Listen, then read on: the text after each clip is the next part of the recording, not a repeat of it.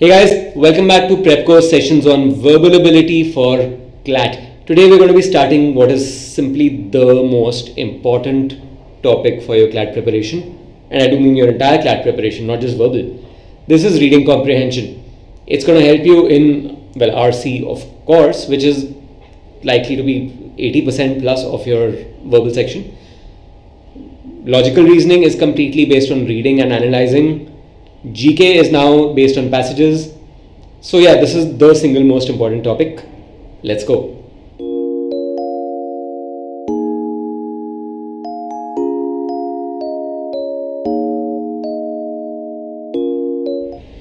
What is up everyone? Today is my favorite topic, reading comprehension. It's actually great fun. Sentence correction after a while gets tedious and boring for me.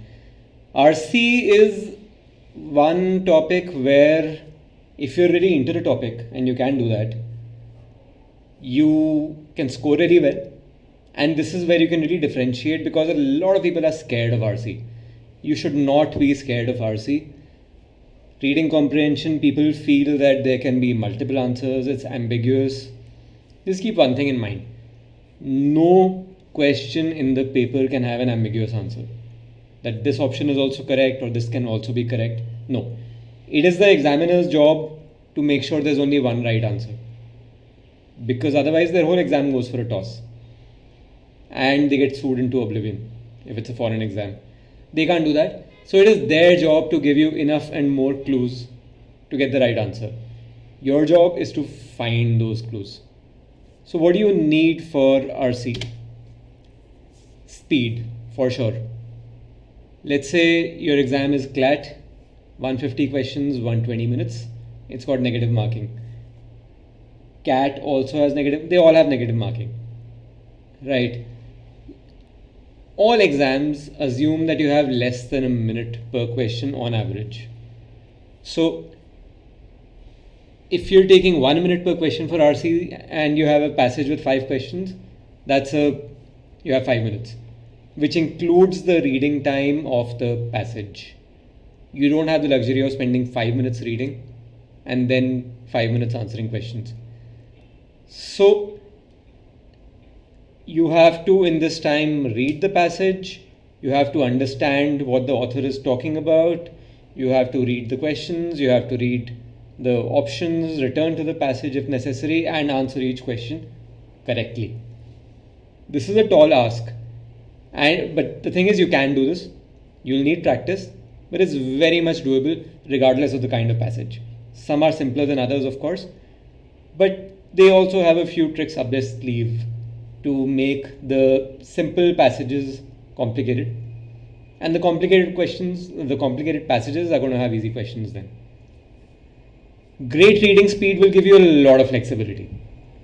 It gives you more time for this, it gives you more time to do your other questions peacefully, other sections, and it also helps you in logical reasoning / critical reasoning. Comprehension, of course, it's in the name. This means no skimming. Do not think that you can read the questions first, or maybe spend a minute going through the passage, read the questions and come back. This is supposedly a controversial topic. In my eyes, is not controversial at all. Skimming means really bad accuracy. You might be 1 out of 100 people for whom it works, even for you. If you go back and check the answers you got right and those you got wrong, you will not have 100% accuracy. It will be much lower than if you actually focus on understanding the passage before touching the questions. You need perfect accuracy. This is not negotiable. Speed is very important. Comprehension is more important. And you have to, of course, get to a stage where you can read really, really fast and then slow down a bit to understand the passage as you go along. You can't let the words just whiz by, yahan se wahan, like it's going past your head. You need to understand. Do not move on to the next sentence and to the next paragraph till you have understood what this one is talking about. I don't mean memorize all the terms. I don't mean even read all the long technical terms that are given to you, but you need to understand what the author is trying to say from that particular sentence or paragraph before you move on. Because in a dense exam, in a tough exam, it is easy to get to a stage where you're reading something and you move on to the next paragraph and you've forgotten what you read about. It's hazy. Don't do that. You need to focus. And if you practice enough, you'll get the speed also. Vocab, how important is it? It's important. There's no denying it. It is not the most important thing in the world. Do not start mugging up word lists. We're not talking about GRE. Word lists will not help you at all. You can go through 5,000 words. It'll take you 5,000 minutes to read those 5,000 words. You will remember maybe 50 of those words, if that. And those 50 will actually be ones you've already known. Word lists are useless. You cannot mug up words. So, do a lot of reading, all kinds of different sources. That will help you much more. If you come across a word in your reading that you haven't heard before, then first stop and think. What is the passage saying? In context, what could it mean? And then look it up. That will help you much more than just going through a dictionary or one of those fancy word lists on the internet and trying to mug it up. Training is very important, which comes from practice. You will not have more than 3 minutes to read a passage, and then 50 seconds to a minute per question, but actually less than that. If you're giving yourself 5 to 6 minutes for the passage, that 5 minutes I'd said on the previous slide, that's an ideal. You will not be able to do all passages in those 5 minutes each. The simple ones, yes. The tricky ones, let's say you're on GMAT and you're at a level where your questions are getting tougher and tougher. You're going to end up with a 700 plus score. This is not easy. You will take a lot of time. Practice till you get really fast. Read a lot. And don't read again with the focus of, with the intent of memorizing stuff, but just read. It'll help. Do a lot of practice tests, of course, and do a lot of analysis. We're going to have a separate class on analysis of the exam, especially of the verbal section, which is very important. Any test you're taking right now, any practice tests, you need to spend more time analyzing it than you did taking the test. So we're going to discuss that in a separate class soon. In the meanwhile, just remember you need to analyze thoroughly. Like I said, this is a section where they need to give you a clear answer. There can be no ambiguity. You can't have a situation where option B is also correct and option C is also correct. They have to give you enough clues. There are people waiting to pounce on them if there's a wrong answer, or if there's a wrong question, sorry. They can't do that. The examiners have to give you enough clues. And B, they are not testing your general knowledge. In fact, forget your general knowledge. What should you read? This is a question I get very often. I would just say it depends on your interests. Don't force yourself to go in for reading books that you don't like. If you read non-fiction and light stuff, I'm not going to say go read War and Peace. It won't help and it will put you off reading forever. Having said that, you need to read different kinds of sources. So read newspapers, read articles on the internet, read some non-fiction, some novels. So let's look at some examples of what you could be reading. So sci-fi, fantasy, if you're into that kind of stuff, I can highly recommend Dune. It's a book by Frank Herbert, early 60s. I think there's even a movie coming out on that. It's science fiction, fantasy, politics, religion, all mixed into one. Fantastic book. What else? Lord of the Rings is a great recommendation, for sure. Science fiction. The 2001 series by Arthur C. Clarke. 2001, 2010, 2061, 3001. Great books, all of them. Graphic novels, a lot of the Alan Moore novels. 300 is actually a great one. I didn't like the movie much, but it's a really, really good graphic novel. V for Vendetta is my favorite. It's one of my favorite movies too. The graphic novel is just out of the world. I still go back and read Asterix and Tintin. Non-fiction. There's too much to talk about here. You could start off easy, like even Tim Harford has written a couple of good books on everyday economics. Those are good ones to start with. You could read Sapiens. It's a dense book, but it keeps moving, and you learn so much from it about human history. Young adult fiction, I haven't read this genre too much, to be honest, but even if you're a fan of Twilight, go for it. There's lots of Roald Dahl writes really good books. Charlie and the Chocolate Factory, My Family and Other Animals. Then there's The Curious Incident of the Dog in the Night Time. That's a good one.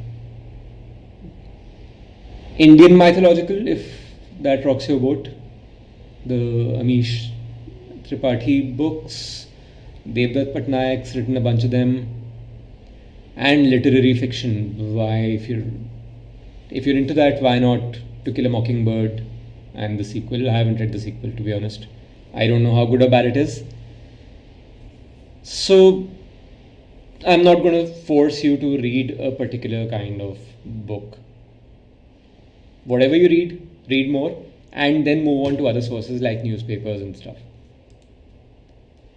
What kinds of passages can you expect in the exam? You have science-based passages. They come with a few characteristics. The passage itself is not very tricky to comprehend, mostly centered on facts. There will be complicated technical terms. The concepts might not be very complicated, but the terms themselves. You could have a passage on the impact of dichloro, diphenyl, trichloroethane on crops. DDT. So don't even start reading these terms. Dichloro, 8, diphenyl, that's 16. Trichloro is 9 more, that's 25. Ethane, that's a 31 letter word. Right, don't even read it. Just remember, okay, passage 2 talks about this chemical name with a long name starting with D. So if there's a question on it, you know where to come back to. Don't read the word. It'll throw you off. You could get newspaper editorials. Could be linked to current events, could be linked to historic events. Forget everything you know. This is very important in these. Forget any facts that you know from the real world. Just focus on what is given in the passage. They could be giving an opinion piece written by someone who's unclear on the facts himself. It's unlikely, but it could happen. If you know some facts from real life, forget them. Just go by what's given in the passage. This is not GK. Social sciences. History, philosophy, these are the ones people hate the most. With good reason. The concepts are really complex. They could throw philosophical terms, lots of isms being thrown here and there. These passages are the trickiest ones to read. Having said that, the examiner is setting a paper for everyone. They know their students. They know who's likely to give the exam. They don't want everyone scoring a 0. So if the passage is simple, you could get complex questions on it. If the passage is complex, the questions themselves become a little easier. How can you improve your comprehension? Understand what the author is trying to say. This is very, very, very important. You need to get the context. Why is the author writing this? And what is he saying? How do you do that? You need to basically, as soon as you finish reading the passage, even now, do not jump to the questions. You need to answer 3 questions first. What, how, and why. What does that mean? The what is basically, have I got more detail on that? Yes. what is being discussed in the passage. Try to describe the focus, the scope of the passage in one sentence. So, for example, the author is describing the early years of Beethoven and his struggles with his early compositions. The author is giving her views on the reboot of Love Aajkal and making a larger point about reboots and how they are creatively lazy. The author is looking at the 1971 war through the lens of two friends who fought in the war. Describe the passage to yourself in one sentence as soon as you're done reading it. I'll come to the importance of these questions. Next is has he written it? What's the tone of the passage? Is it positive? Is it cynical? Is it neutral? Is it optimistic? Is it pessimistic? This will help you determine the source of the passage. Is it a scientific journal? Is it a newspaper report? Is it a newspaper editorial? Is there an opinion involved, or is it just facts? And finally, the most important, why has the author written this passage? I know a simple answer is to make money if he's writing for a newspaper, but no, deeper than that. He is trying to convey something. If it's just facts, great. He has written this to inform you about recent developments in DNA or in gene sequencing, let's say. Is it an opinion? The author is trying to convince you that the recent blockade of Punjab by the Indian government is wrong, by the central government, blah, blah, blah. Or the author is trying to convince you that it is not the central government's fault, it is Punjab's fault. Whatever it is, in one sentence, try to describe what the author is trying to convey.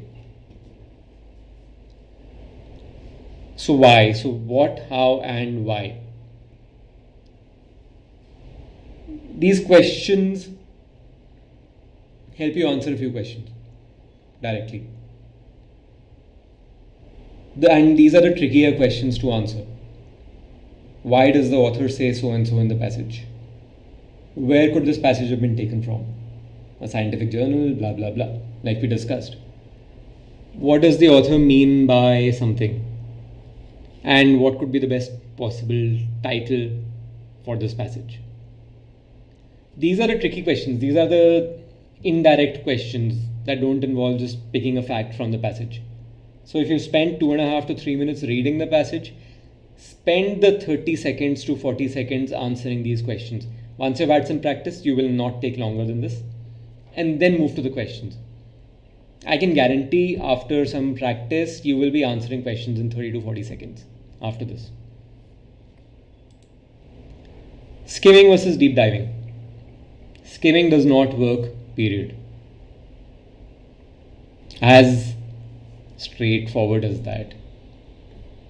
What you're going to end up doing is, let's say you think you have 5 minutes to solve the passage. So you will spend a minute reading the passage, jump to the questions, read the first question, come back, spend a minute skimming the passage, finding the answer. You're already at about 2.5 minutes now. If you find it, great, you move on. If you don't find it, you're going to skim the passage again, spend another 40 seconds. You're even more unlikely to find the answer this time because you're reading faster. You're trying to read like 500 words, 600 words in 40 seconds. If you don't find it, you're going to do it again and then repeat that exercise for every question. You will now be spending 6 to 8 minutes doing the first 2-3 questions. Your accuracy will be low and you will get frustrated reading the same thing again and again and not finding the answer. This frustration is very hard to avoid if this happens, and it is very important to avoid it, because otherwise you're screwing up the rest of your paper also if you get frustrated. Even if you get most of your answers right, this thought creeps into your head that I wasn't sure about this answer. That's going to screw up the rest of your paper. Another thing, do not try to remember every word, especially the technical terms. Just broadly remember where you read them and come back there for specific questions. Even deep diving doesn't mean you never come back to the passage. It doesn't mean that I will read it so thoroughly that I can directly answer the questions. I never have to come back. No. It just means you read a paragraph, you have a broad understanding of what's in there, you know what the paragraph talks about, move on to the next paragraph, and so on. Finish the passage, answer those 3 questions. Now you're confident about what, how, and why, and you will know what to look, where to look for a particular answer. And it will take you 20 seconds to find it. I could say that with a very high degree of confidence once you've practiced enough. So when I said figuring out what each sentence is conveying, let's actually go through this passage together. This is a trickier one. It's a sociological, philosophy passage. It's directly about a philosopher. So let's read it. Friedrich Nietzsche, who was born in 1844, fell silent in 1889 and died 11 years later.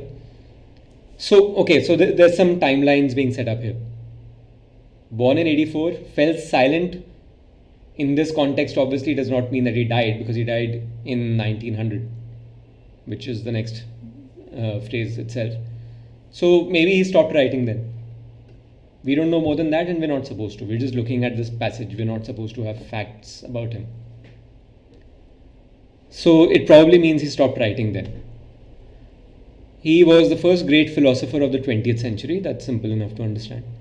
What made and makes him so important is that he recognized with great clarity and impressive foresight the most troubling and persistent problem of modernity, the problem of values. So, a couple of concepts. One, what made and makes him so important. This gives you an idea about what the passage is going to be talking about. Why is Nietzsche important? And the rest of the sentence tells you why that is, and we're probably going to go deeper into this. So, he recognized that the most troubling and persistent problem of modernity is the problem of values. That's what the sentence says. And he did it with great clarity and impressive foresight. His attempts to resolve the problem were not successful, but they did uncover depths of issues that still defeat our best efforts today. So he says he couldn't resolve this problem of values, but he identified it. He identified that this is the biggest problem of our times. So that's what this paragraph is doing. Let's move on to the next. Let's begin with his notorious declaration that God is dead. First in the Gay Science, 1872. So he declared that in 1872. Secular thinking is commonplace today, but in Nietzsche's time this declaration was strikingly prophetic. So this sentence just says he was among the first to say it. The point of the claim is not so much to assert atheism. Although he was certainly an atheist, he was far from being a pioneer of European atheism. The sentence is saying that he didn't say God is dead from an atheist perspective, that God does not exist. Rather, so what did he mean? We're going to find out now. Rather, his observation is sociological. He means that Western culture no longer places God at the center of things. So this is interesting. His observation is sociological in a way. And then you put a colon and explain something more. If you don't know the definition of sociological, then what do? You have to try to figure it out. So it seems from this passage that sociological means, so the reason he's giving is he means that Western culture no longer places God at the center of things. So sociological would mean to do with humans, where humans are more important than religions are, and religious concepts are. So coming back, so he didn't say God is dead from an atheist perspective, that God does not exist. He meant that God is no longer the center of the universe. He's no longer the center of things. That's what he means by God is dead. In another way, the term sociological is quite misleading because there is nothing value neutral in Nietzsche's assertion. So here you get more ideas about what sociological might mean. So he says it's misleading and there is nothing value neutral. So therefore sociological should ideally be value neutral. That's all you know, and that's good enough. The death of God has knocked the pins out from under Western value systems and revealed an abyss below. So again, this passage is focusing on values. The first paragraph was talking about the fact that he figured out the problem of values, that this is the key problem of our times. And now the death of God has been brought up as the reason, one thing that knocked the pins out of the value system. The values we still continue to live by have lost their meaning, and we are cast adrift, whether we realize it or not. So this passage is talking about how Nietzsche's assertion, his writings square with people's value systems and how they talk about what was happening. His writings talk about how the value system changed then. Obviously, Nietzsche did not cause the value system to change, he merely documented it. That's what this passage is saying. The question is, what do we do now?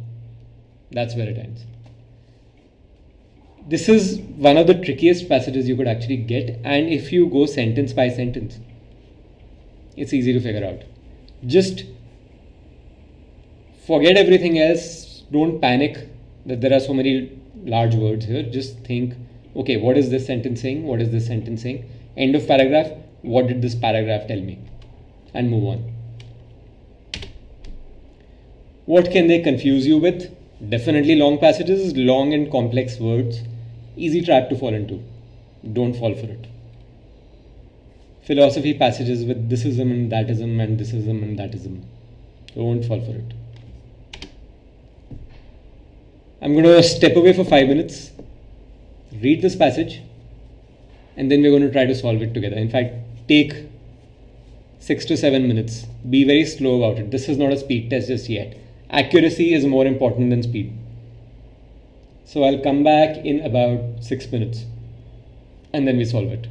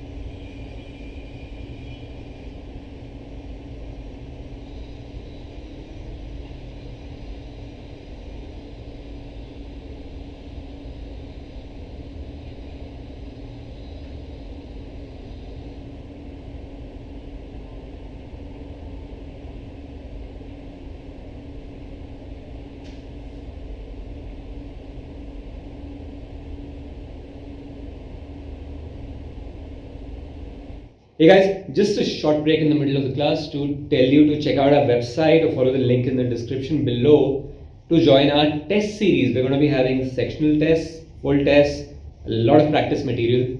Do check out our website. Cheers.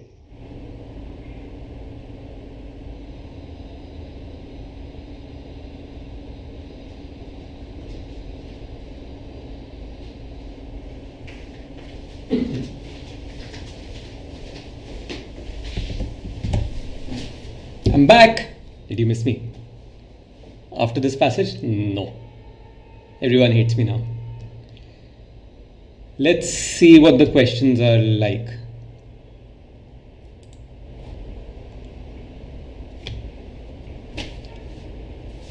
A suitable title for the passage. In fact, let's first see what each paragraph is talking about, right?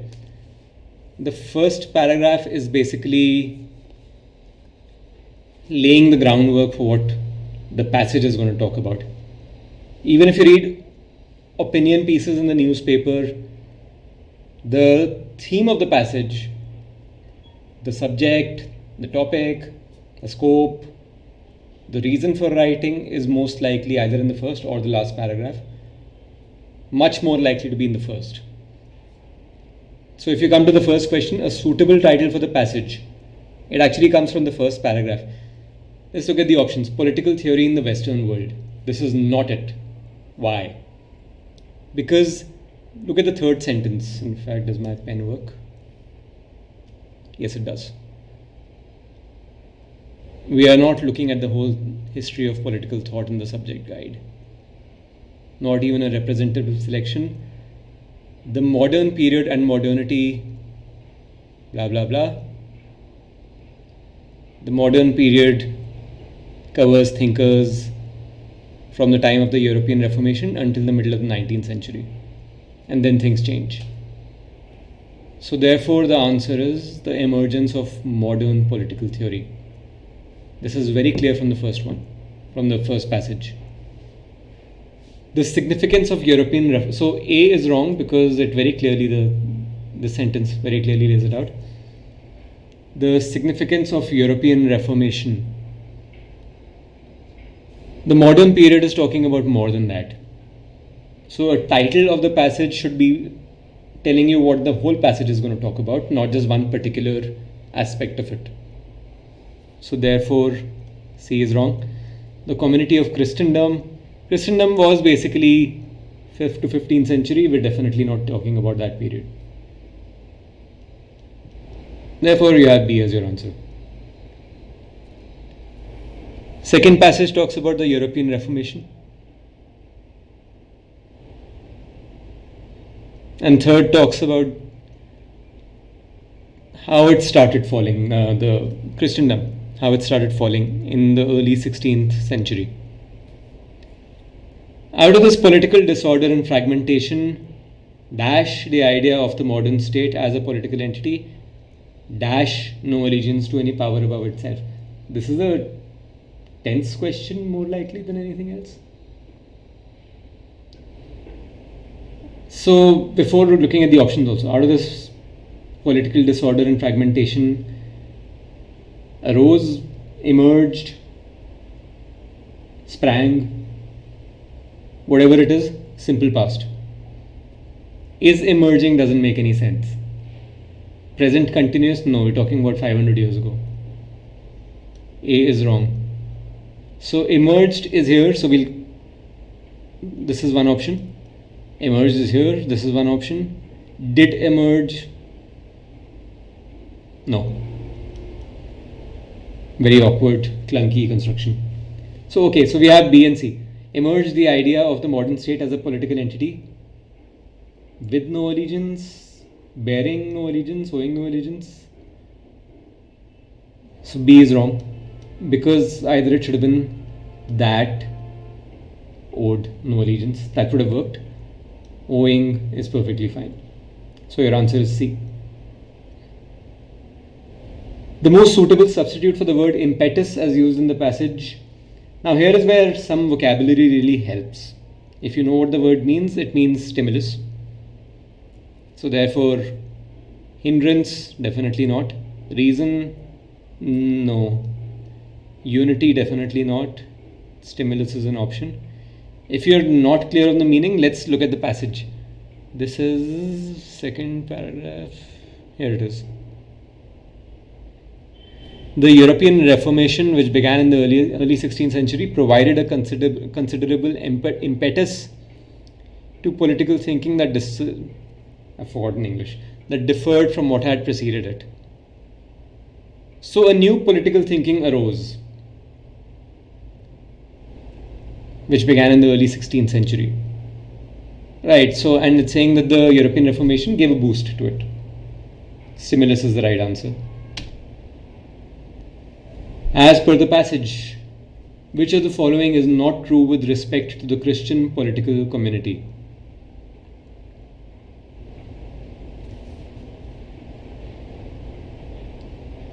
Be very, very, very clear about this. Do not miss this. This is a very, very common mistake that people make. They try to speed read the question itself and miss this. So you have to figure out which is wrong. Christian political community is described in the second and third paragraph. Many great philosophers supported it. I think I saw this. Yeah. Many great philosophers, theologians, and political thinkers contributed to the idea of a Christian culture and political community. So this is wrong because it is true, and we have to find out which is false. It was pluralistic. This exact word, the reality was often different, more pluralistic, far less Christian, and often barely a community. Yes, it does say far less Christian, but it is still describing Christendom and the Christian political community. So this is true. It was more pluralistic than thought, so it was pluralistic. So this is wrong. Only the rulers of the European nations believed in it. This is somewhere. That said, there were enough commonly shared beliefs and values to bind together a community of intellectuals, mostly but not all clerics, that extended across much of Europe. This doesn't answer our question just yet. This community also included the rulers in territories that became the countries of Europe, as we now know it. So this community extended to countries which were not then a part of Europe. So therefore this is false, therefore this is the right answer. It was not only applicable to the rulers of the European nations, because there were other nations that later became a part of Europe. So the rulers of those nations were not Europeans then. Despite the differences, there were enough common beliefs and values that bound people to this idea of the community. Common beliefs, common beliefs, common beliefs. I have seen this somewhere.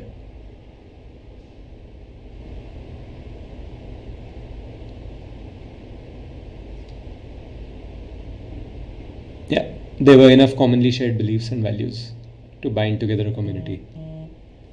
This is directly the sentence, so therefore it is true, therefore it is wrong. C is the right answer.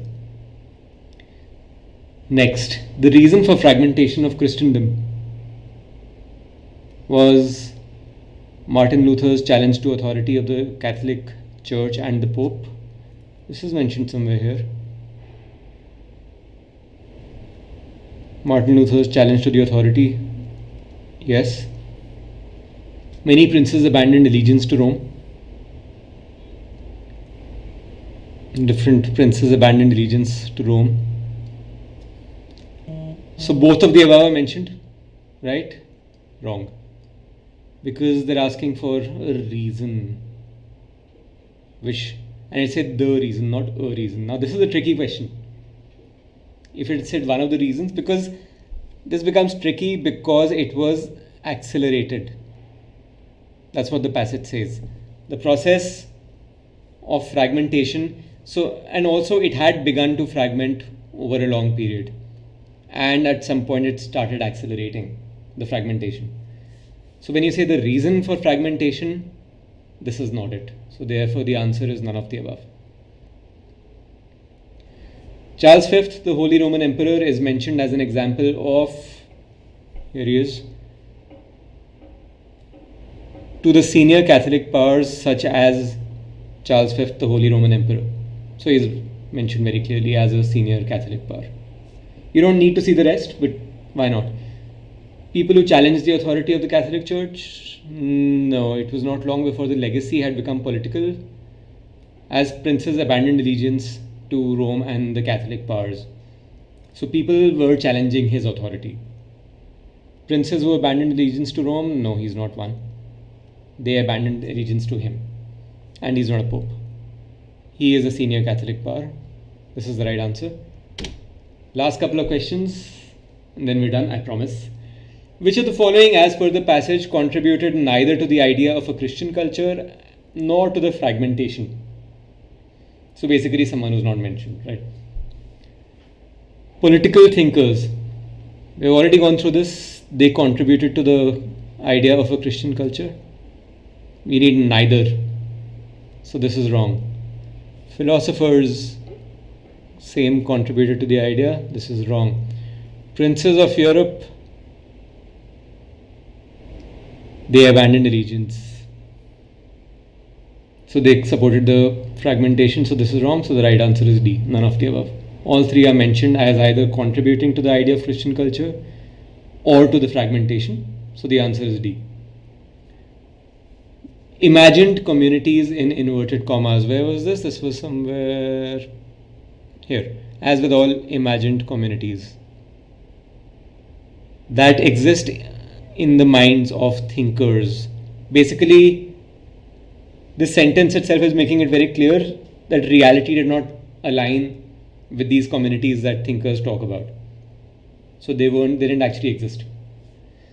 So to emphasize the view that these communities did not have a physical basis in reality and were merely the products of imagination of thinkers. That's exactly what the sentence says. This has to be the right answer. Let's go through the other options. Emphasize that this idea of being a community had captured the imagination of thinkers, of philosophers, theologians. This is probably true.